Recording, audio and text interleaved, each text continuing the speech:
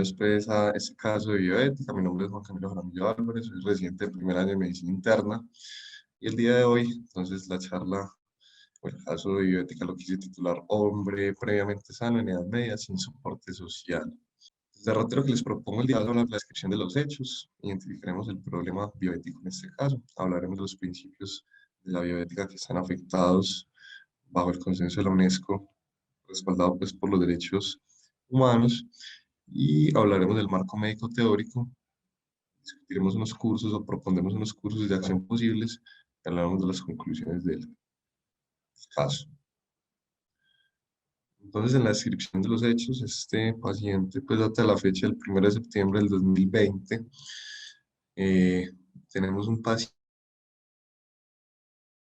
de 58 años de edad, natural y residente en Medellín, es un vendedor ambulante, soltero, sin hijos, independiente para su base básico, avanzado e instrumental. De antecedentes personales, no destaca ningún antecedente relevante de importancia. Su motivo de consulta fue: tengo diarrea con sangre. La enfermedad actual, entonces, es un paciente de 58 años de edad que tiene un cuadro clínico de un mes de evolución dado por un síndrome constitucional, astenia, dinamia, y desde hace 2 semanas refiere una diarrea que es de bajo volúmenes pero frecuente, acompañada de rectorragia, tenesmo vesical, distensión y dolor abdominal y fiebre subjetiva.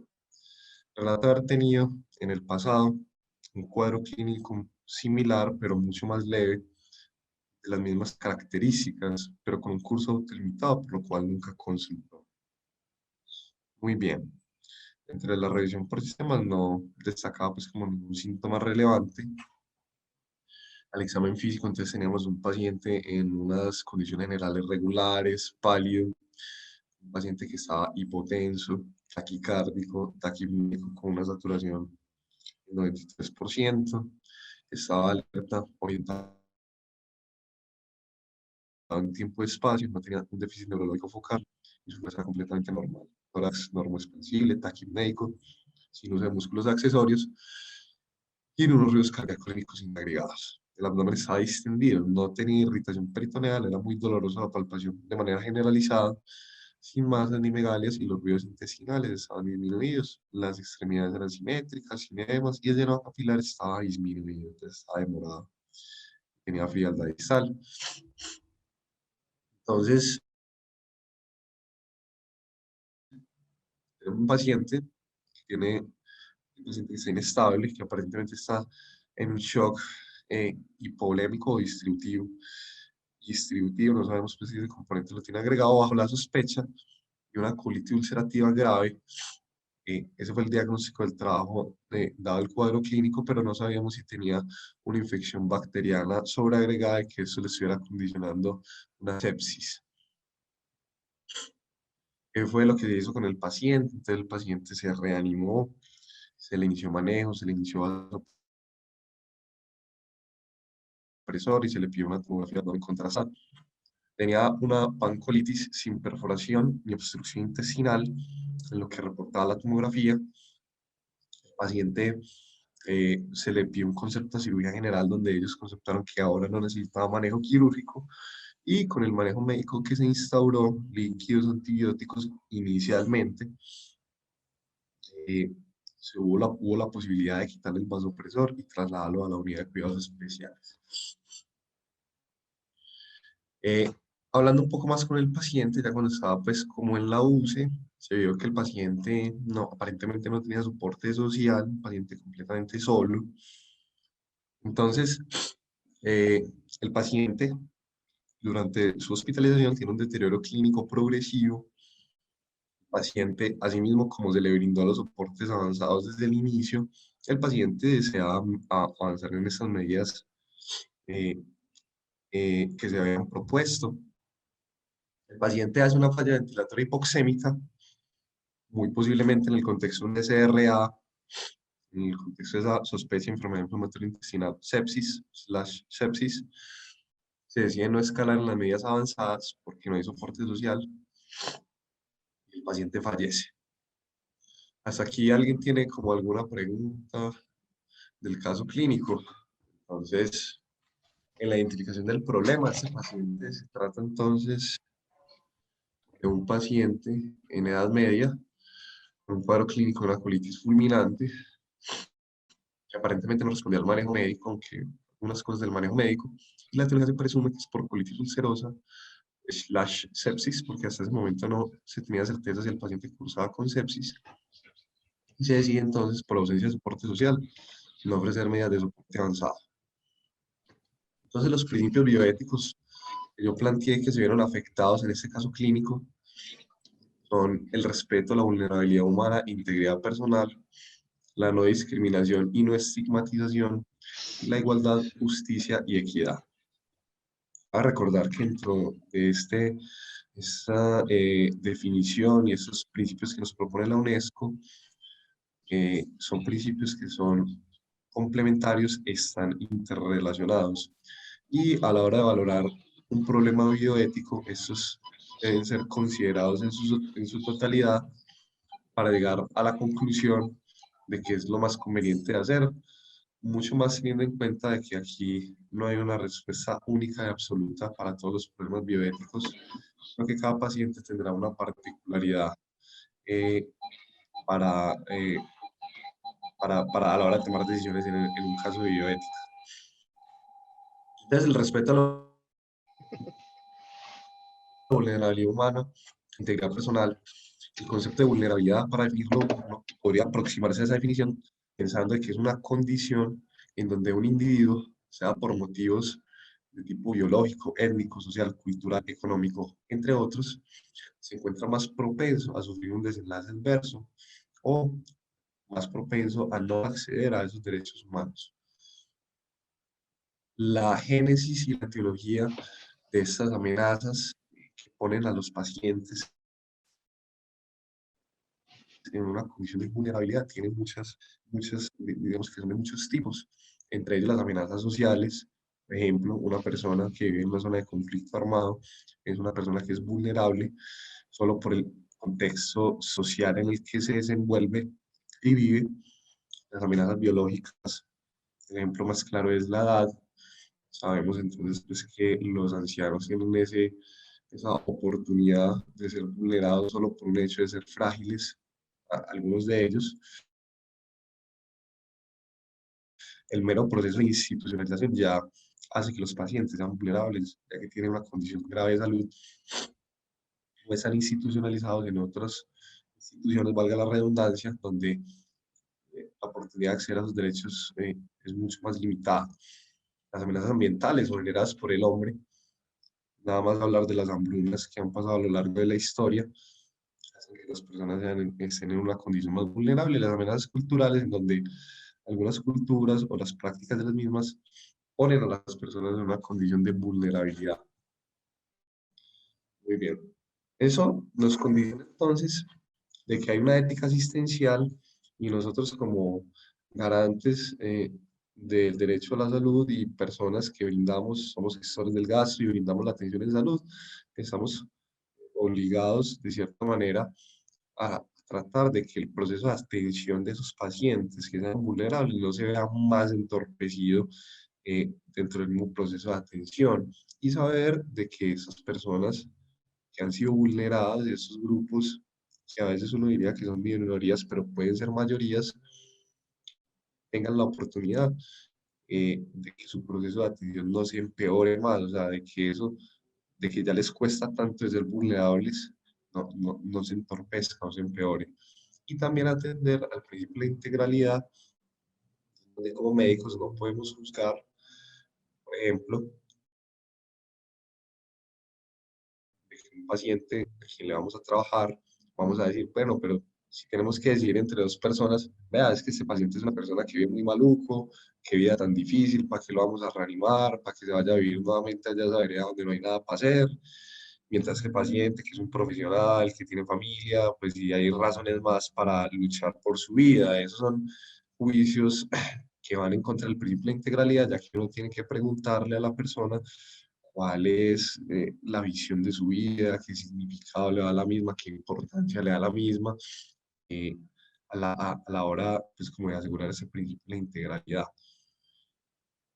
Entonces, ¿por qué ese paciente entonces es vulnerable? Yo creo que hay tres Tres características fundamentales. Podemos saber que ese paciente es vulnerable. Uno, su estado grave de la enfermedad per se ya lo vuelve, ya lo vuelve vulnerable. La condición humana per se en sí misma, el hecho de que potencialmente podamos morir y enfermar, nos vuelve ya de por sí es vulnerable ya. El grupo socioeconómico al que pertenece un paciente que es un vendedor ambulante, tiene un CISBEN, de que no tiene muchas posibilidades desde el punto de vista socioeconómico para solventar muchas necesidades básicas. Es otra limitación y no tener red de apoyo definitivamente lo hace más vulnerable. El principio de no discriminación y estigmación obedece entonces la palabra discriminar significa distinguir, y si bien distinguir pues no es algo malo, incluso se puede distinguir a las personas por sus méritos o por ciertas habilidades y que eso es algo positivo. El problema es cuando esa discriminación se vuelve una estigmatización, es donde se desacredita al individuo y se queda y se reduce solo por una característica que algunos consideran anormal a que esa persona tenga la posibilidad mucho más reducida de no acceder a los derechos fundamentales, a sus derechos humanos. Pero entonces, si bien la discriminación tiene algunos contextos y escenarios específicos, hay discriminaciones que pueden ser positivas. Por ejemplo, cuando esos grupos más vulnerados los tratamos distinto, pero para que tengan la posibilidad de acceder a algunos derechos de manera más expedita, por ejemplo, algo tan simple como que las embarazadas y los ancianos se les sea el puesto en el metro, digamos que son acciones positivas que se podrían hacer con esos grupos que son vulnerados. Sin embargo, esta discriminación, a veces hay unas excepciones de salud.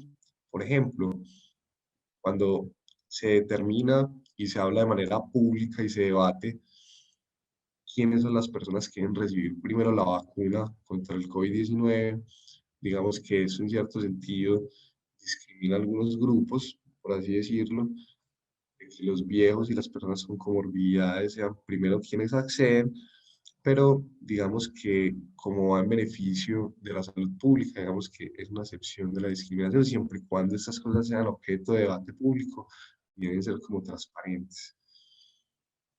El ejemplo más claro de discriminación e incluso de vulnerabilidad, esa es una foto del estudio Tuskegee que muchos recuerdan, un ejemplo clásico de una violación importante, pues como los derechos humanos, en donde se quería saber la historia natural de la sífilis y donde de manera intencionada se convenció a los médicos que atendían a esos pacientes de no ofrecerles tratamiento con penicilina, que era pues el tratamiento que se sabía que era eficaz en ese momento, solo con el fin de conocer cuál era la evolución natural de la sífilis.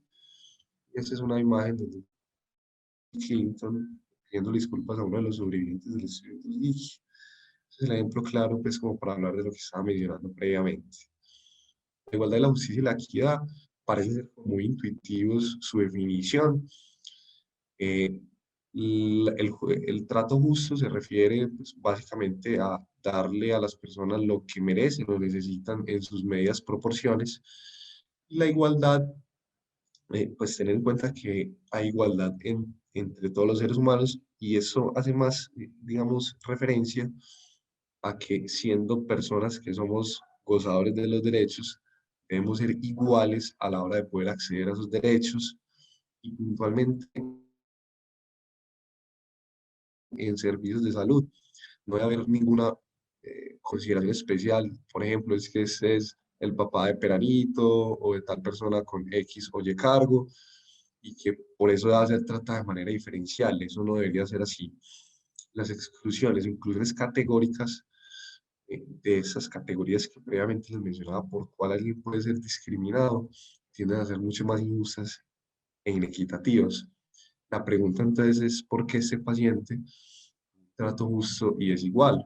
Probablemente si yo le pregunte a alguien que pongamos el mismo escenario clínico, la misma, donde como clínicos miramos el mismo contexto y escenario, sin embargo yo diferenciaría en ese paciente, en otro paciente, decir, no, es que ese otro paciente sí tiene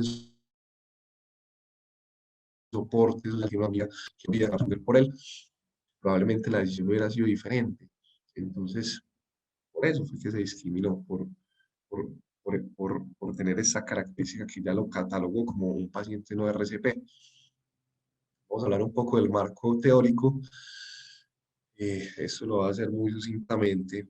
La colitis ulcerativa, entonces, sabemos de que es una enfermedad bastante, digamos que no es tan prevalente,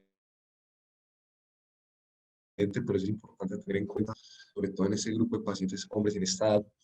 Se sabe que esa enfermedad, o sea, clasificada de manera histórica en leve, moderada, grave, y aunque si bien hay muchas escalas para clasificar la gravedad del cuadro clínico, la escala de Trullo parece ser lo que más se replica en los estudios en enfermedad inflamatoria intestinal, específicamente en colitis ulcerativa. Ese paciente era claro de que bajo esa sospecha diagnóstica tenía una colitis ulcerativa grave. El contexto clínico de un paciente que se presenta con ese cuadro clínico de nuevo sin el antecedente previo, diferenciar enfermedad inflamatoria intestinal de infección es un reto clínico difícil y a veces lo que más nos sirve es la historia clínica y la evolución del paciente a lo largo de la atención. Sin embargo, es un adagio y es importante siempre recordar de que independientemente si hay un diagnóstico conocido previo de enfermedad inflamatoria intestinal o estamos ante un debut en el cual sospechamos, siempre estas exacerbaciones graves se descartan infección. La colitis fulminante y el megacolon tóxico son dos entidades, digamos que yo pensaría más que son el espectro, digo, una misma entidad que se mueve en espectros diferentes. Lo que parece ser el factor diferenciador entre esos dos términos, la literatura a veces es confusa, parece ser la presencia de distinción colónica en la imagen, que ambos cursan con signos de toxicidad sistémica, pero digamos que el factor diferenciador está pues como en la distinción del color o no. Tiene múltiples etiologías, yo pensaría que el megacolon tóxico de manera muy grande y muy burda se limita al contexto de enfermedad inflamatoria intestinal y el contexto de infección, llámese por Clostridium difficile, Campylobacter jejuni, Shigella, Salmonella, Cytomegalovirus, Cryptosporidium, etcétera, etcétera, etcétera. Pero es importante saber de que estas condiciones, si bien son como dos espectros diferentes de un mismo síndrome o enfermedad, tienen manejos diferentes, ya que en el segundo, el megacolon tóxico, tenemos que tener un dedo mucho más o un tacto mucho más sensible para solicitar la interconsulta con cirugía general y la posibilidad de requerir intervención quirúrgica. Las guías de la AS del 2019 son claras en decir de que además de que hay que descartar infección en los pacientes con colitis ulcerativa grave hospitalizados, se les recomienda que estos pacientes, después de descartar infección, deben ser iniciados con esteroides sistémicos. La evaluación de la respuesta debe ser más o menos entre 3 a 5 días para uno decir si requiere una terapia de salvamento. Entre ellos,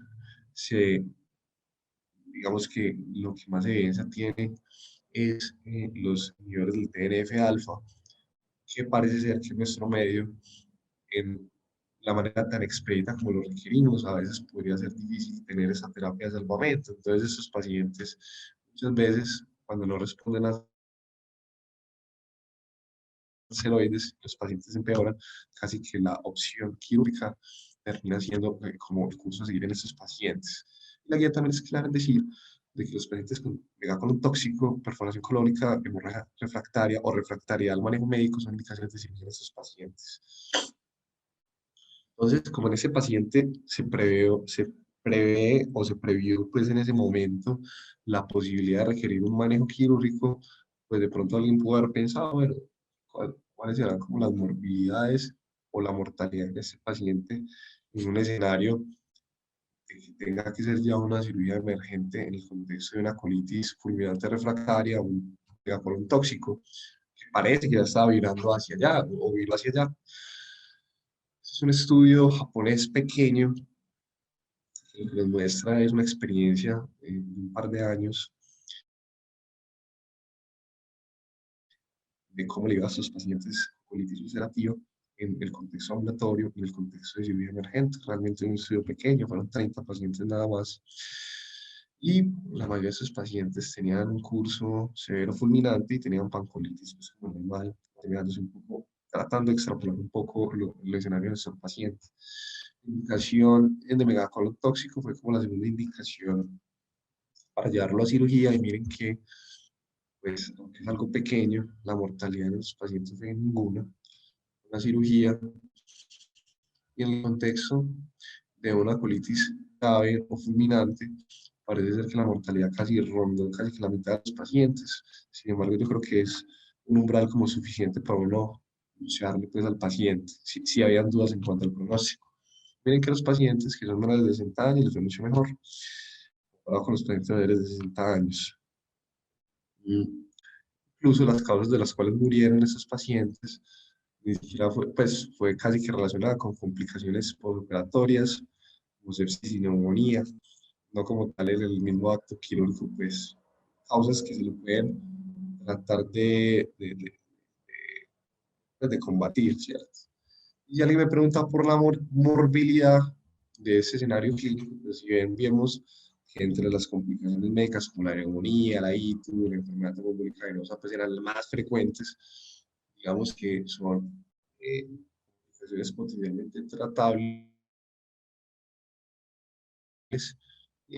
no sé, pues, porque así los pacientes tienen esa morbilidad, pues uno de todas maneras se decantaría mucho pues, por buscarle al paciente, a pesar de que las morbilidades son altas. Y si alguien me dice, bueno, no, pero es que es muy difícil predecirlo, usted me está hablando en un contexto de una cirugía emergente y de sus morbilidades, y a este paciente apenas le vamos a dar esteroides, pues bueno, tratando de extrapolar un score, pues, que es el que más utilizamos en la unidad de cuidados intensivos y que no tiene una calibración tan buena en Colombia, pero es una herramienta que utilizamos, pues este paciente tiene un Apache de 16 puntos, lo que implica una mortalidad no operatoria del 25%, un umbral pues, que yo creo que es mucho menor a diferentes condiciones que ingresan a la unidad de cuidados intensivos, como los pacientes con COVID, que yo creo que ya de entrada, aunque es muy difícil decir puntualmente la mortalidad, pues ya entraban con un 50%.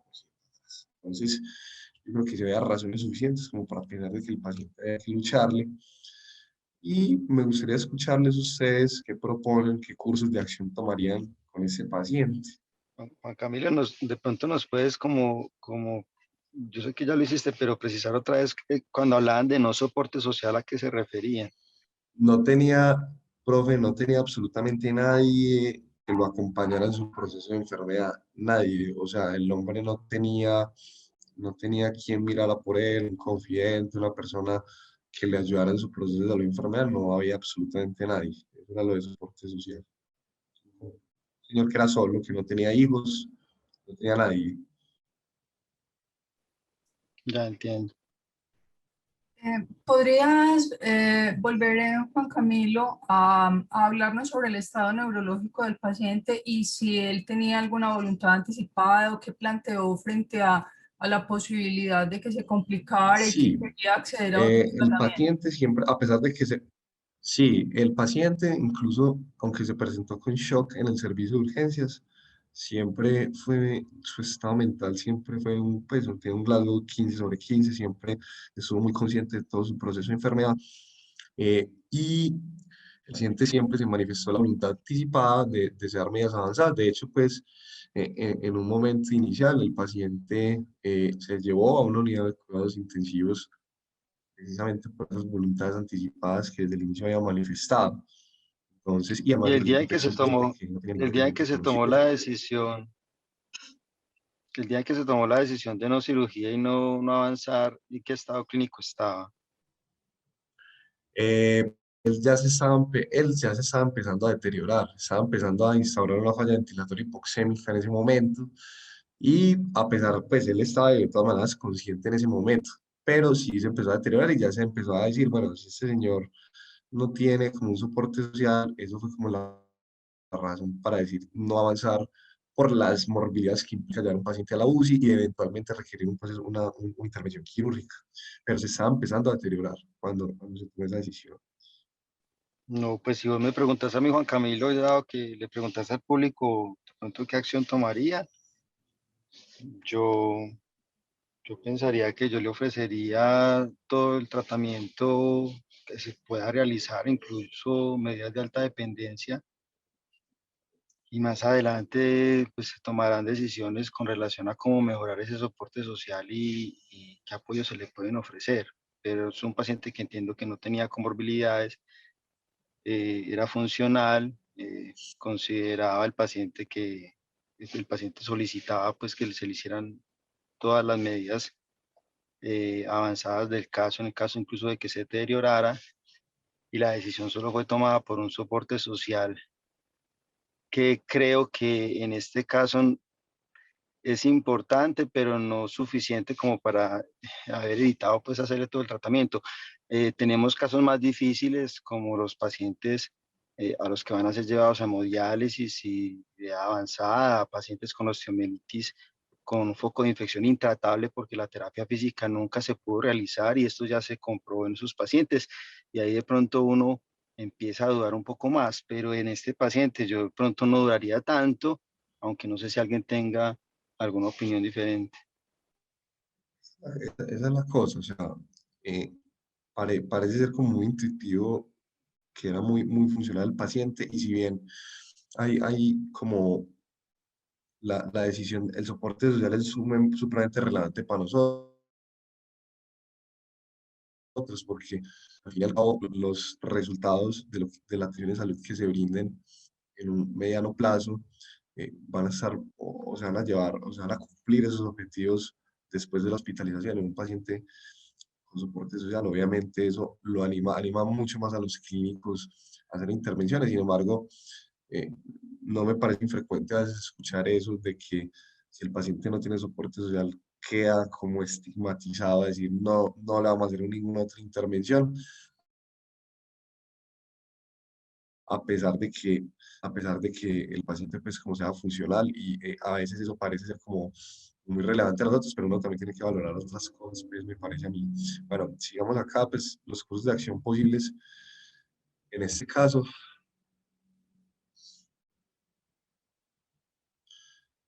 sería decir que no es candidato a soporte digital avanzado por ausencia de red de apoyo, como se hizo en el caso, y el otro sería iniciar manejo médico y brindar los cuidados en la UCI independientemente de la presencia de red de apoyo. Lo que yo propongo en este caso sería explicar al paciente la situación y deberíamos agotar los recursos locales que brinda el municipio y algunas fundaciones locales en conjunto con trabajo social, pues hay algunas instituciones que prestan servicios a estos pacientes de manera voluntaria, donde no pueden tener una recuperación fácil en un contexto de una posterior hospitalización, y hay opciones justificadas. Hay pacientes que tienen hospitalización en casa cuando tienen que recuperarse de manera posterior eh, y proceder con el soporte digital avanzado, pues, y obviamente revalorar la necesidad de intervención quirúrgica en este paciente que parecía ser como muy intuitivo ante la presencia de su deterioro, a pesar de que no se hubieran iniciado los esteroides, pues de todas maneras el antibiótico fatal. Ese era el caso que les quería traer. A mí me parece pues que no me parece infrecuente escuchar a veces de que el soporte social si bien es determinante, no es infrecuente a veces ver que los pacientes no se les trabaje solo por eso. Eh, las recomendaciones es que un paciente, eh, de que ninguna persona perteneciente a una población vulnerable debe tener un chance inferior a ser seleccionada para una atención que otra persona en condiciones similares. El soporte social por sí solo no es un criterio de decisión, sino el estado de salud general del paciente y su probabilidad de recuperación. Aplicar inicialmente los criterios de elegibilidad en un paciente UCI, asignación de tratamiento, en ese caso, y la toma de decisión de que un paciente se catalogue como no reanimable, yo creo que, eh, digamos que radica en algo, en unas características como muy puntuales, y es el pronóstico, las comorbilidades, y las voluntades anticipadas del paciente. Yo creo que eso es lo más importante a la hora de determinar eso, no solamente la ausencia de soporte social. Siempre recordar el propósito y nuestra función como médicos a la hora de tomar decisiones. No hay una respuesta única, sino que se debe individualizar cada paciente y hay una reflexión continua siempre ante esos escenarios de bioética, donde miremos pues y hagamos una retroalimentación de qué cosas pudieron fallar y qué cosas se pueden mejorar. Eso era todo lo que les quería mostrar. Entonces, la profe tenga algo que decir. Si quieres, damos espacio a los asistentes, si alguien tiene aportes, experiencias similares que puedan reforzar lo que has presentado. No sé si el doctor Ah, Julián Ramírez quiera compartirnos una de las experiencias que en el pasado nos compartió y que ilustra un poco esta situación. Yo creo que no mientras está por acá. yo le pregunto, dado que pues nadie participa, yo aprovecho y pregunto algo una pregunta que en este momento estoy considerando. Si este paciente en en su lucidez y le preguntaría a usted, Juan Camilo, ¿cuál sería como qué pasaría después de esa estancia en UCI? Obviamente no tenemos la bolita de cristal para anticiparnos a esto, pero de todas formas como médicos sí somos, sí sabemos a veces los desenlaces que pueden tener estos pacientes, ¿cierto? Y que ese soporte social eh, precario en el paciente puede estar también relacionado con un paciente que luego salga de la unidad de cuidados intensivos, digamos, con necesidad de hemodiálisis, con un estado neurológico ya que, lo, que haga que sea un paciente finalmente dependiente. Y esto es una realidad, esto puede llegar a suceder, ¿cierto? Entonces, yo ya di mi concepto de qué haría con el paciente y para mí ese concepto es claro, pero siendo abogado del diablo, si este paciente te pregunta eso, uno daría esa información, uno le diría, venga, es que un paciente en cuidados intensivos puede terminar así, así, así, y hacerlo tan consciente de eso. Creo que pensaría que también es como empezar a sesgar la decisión del paciente, pero no sé si eso valga la pena hacerlo. Empezar a decirle incluso, es que usted puede terminar en una condición crítica donde neurológicamente esté mal, donde tenga que ir a hacerse sesiones de hemodiálisis 3 veces a la semana a un hospital y usted no tiene soporte social para realizarlo y empezar como a dar ese tipo de explicaciones. También obviamente al mismo tiempo ofreciéndole la otra contraparte, es que puede salir muy bien porque es un paciente sin comorbilidades, pero darle como esa información que aunque es real, no sabemos si va a suceder, pero sigue siendo real y de todas formas puede llegar a aterrizar al paciente de lo que puede suceder en un paciente con una colitis fulminante que va a terminar en UCI durante varias semanas. No sé si, cómo daría esto esa información o si eso se omite. Espero que me hayan entendido. Es una Profe, yo pregunta creo, que me surge. sí, sí, sí, sí. Sí, sí, porque, o sea, puede ser de que el paciente, cuando uno le diga, yo realmente pues no tuve la oportunidad de conocer con detalle eso, de que se le haya pues como explicado totalmente los riesgos. Uno creería que sí, eh, sin embargo, hay personas pues que incluso conociendo esos riesgos que a uno le parece muy difícil como clínico exactamente darle un número a eso. eh, Me parece necesario comentarle eso al paciente, pues, a rajatabla, decírselo, de que esa posibilidad existe. Y digamos que yo no creo que sea tanto sesgar la opción del paciente, porque al fin y al cabo, si bien usted no tiene forma de darle un número exacto, usted sí al menos le está diciendo que sí es plausible que eso le suceda. Eh, yo creo, profe, que esas decisiones en medicina, o sea, decir, bueno, ¿qué va a pasar después con el paciente? No tiene soporte social y puede quedar dependiente. Yo creo que eso es una cosa que le puede pasar a cualquier persona y que uno no debería, pues como solamente bajo ese criterio decir que si se le permite o no. Ya, ahora, si el paciente me dice, no, doctor, es que yo definitivamente prefiero morirme antes de que eso me pase, pues ya, bueno, la familia y ya no sería mega luchémosle porque el paciente, al saber de que tiene la posibilidad de terminar así, prefiere morirse antes de que incluso someterse a ese riesgo. No sé, profe, me parece pues, muy difícil esa pregunta, pero Sí, pues claro, hay y que te la voy a hacer. informárselo. y probablemente te la va a hacer más difícil, sería como mi última intervención. Si este paciente ya estando en cuidados intensivos, ya vos objetizas ese deterioro, ¿cierto? Ya vos evaluás que el paciente está necesitando diálisis, eh, que le disminuye la sedación, el paciente neurológicamente está mal, pero bueno, sigue con sus signos vitales estables y aparentemente pues vas a incluso a poder trasladarlo probablemente y a una unidad de cosas especiales y a salas generales. Y luego bajo ese contexto, este paciente, digamos en San Blas, te hace un nuevo proceso infeccioso, otra vez se choca y quién sabe si haya necesidad de volver a intervenirlo por un abdomen agudo, ¿qué decisión ya en ese contexto tomarías teniendo en cuenta su soporte?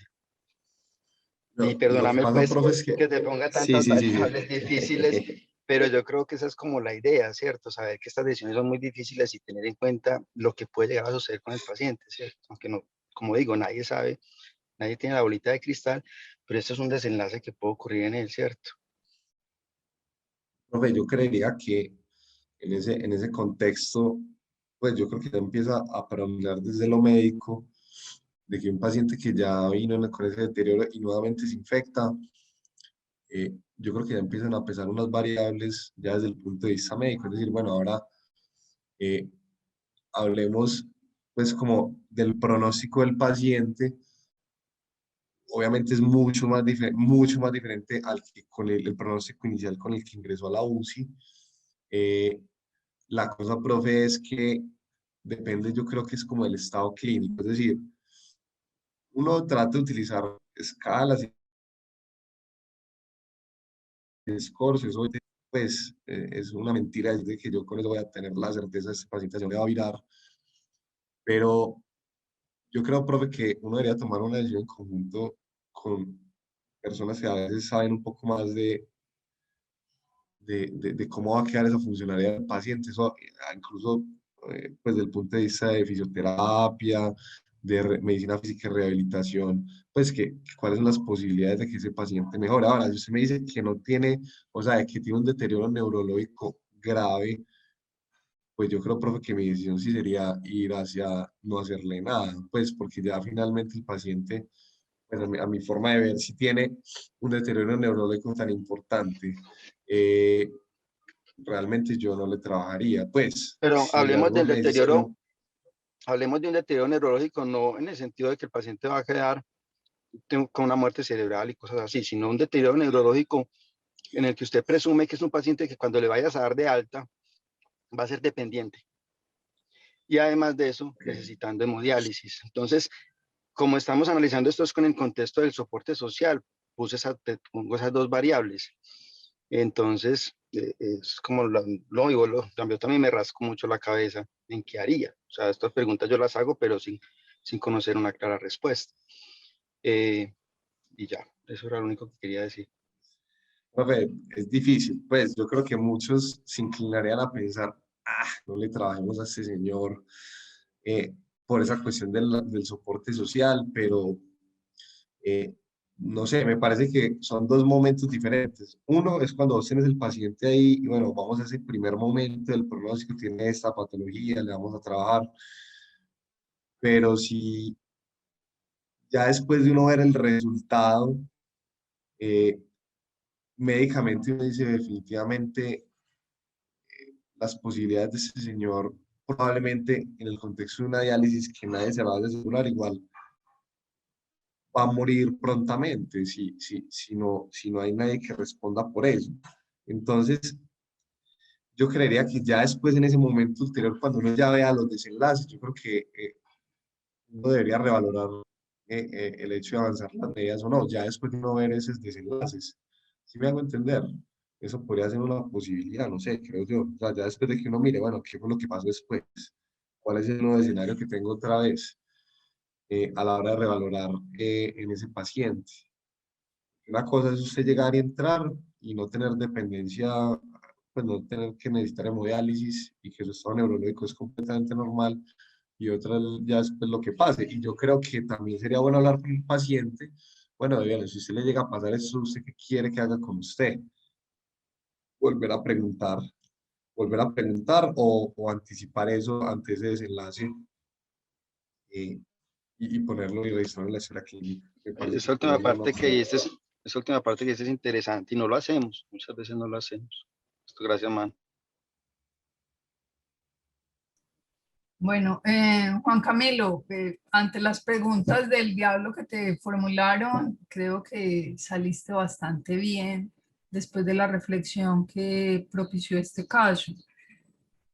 Básicamente, entonces, siempre que haya criterios no médicos, criterios que no tienen que ver con la condición clínica, con el pronóstico, todas esas cosas de diferenciación, eventualmente se pueden tornar en un estigma y finalmente en una exclusión. Impedir que un paciente acceda a un tratamiento que presenta unos beneficios que superan a los riesgos y que el paciente lo desea, entonces claramente es impedir el acceso a esos servicios de salud.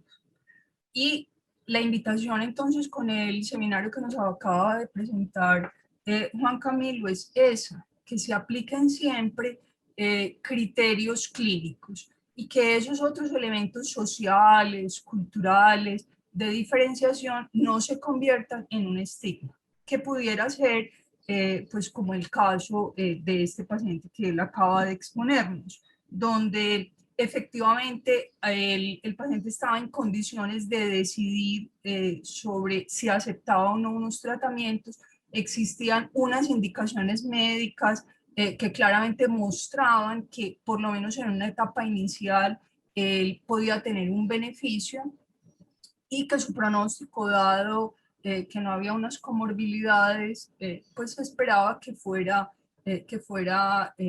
aceptable. Sin embargo, el hecho de carecer de una red de apoyo fue determinante entonces para no ofrecer unas medidas avanzadas. Y ahí es donde radica el asunto de la estigmatización.